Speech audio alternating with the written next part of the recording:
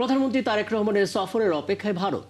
তবে আসন্ন ব্রিক্স সম্মেলনে তার যোগ দেওয়ার বিষয়টি ব্যক্তিগত সিদ্ধান্তের বিষয়, এমনটা মনে করেন ভারতীয় হাইকমিশনার দীনেশ ত্রিবেদী। ঢাকায় দায়িত্ব নেয়ার পর বুধবার প্রথমবারের মতো পররাষ্ট্র মন্ত্রণালয়ে এসে সাংবাদিকদের এমনটা জানিয়েছেন তিনি। ত্রিবেদীর মতে আলোচনার মাধ্যমে সমাধান সম্ভব নয় এমন কোনো বিষয় নেই। রিপোর্ট সুফিয়ান ফারাবির। প্রথমবারের মতো পররাষ্ট্র মন্ত্রণালয়ে ভারতীয় হাইকমিশনার দীনেশ ত্রিবেদী বৈঠক করেন পররাষ্ট্রমন্ত্রী খলিলুর রহমান ও প্রতিমন্ত্রী শামা ওবায়দের সঙ্গে। প্রায় ঘণ্টাব্যাপী চলা সৌজন্য সাক্ষাৎ শেষে বেরিয়ে সাংবাদিকদের মুখোমুখি হন ভারতীয় হাইকমিশনার।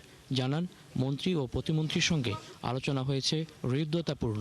মিটিংটা খুবই ভালো হয়েছে, and I am looking forward for a relation which is absolutely the foundation of which is the mutual benefit from people to people.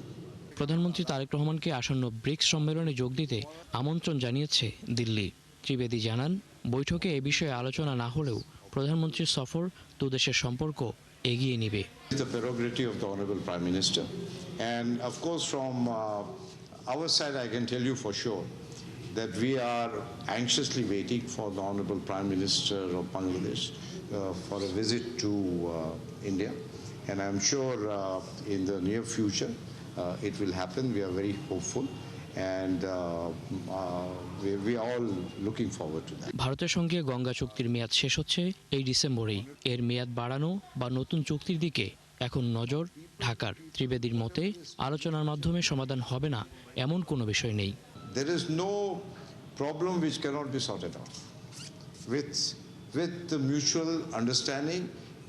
Ultimately, at the end of the day, it is people.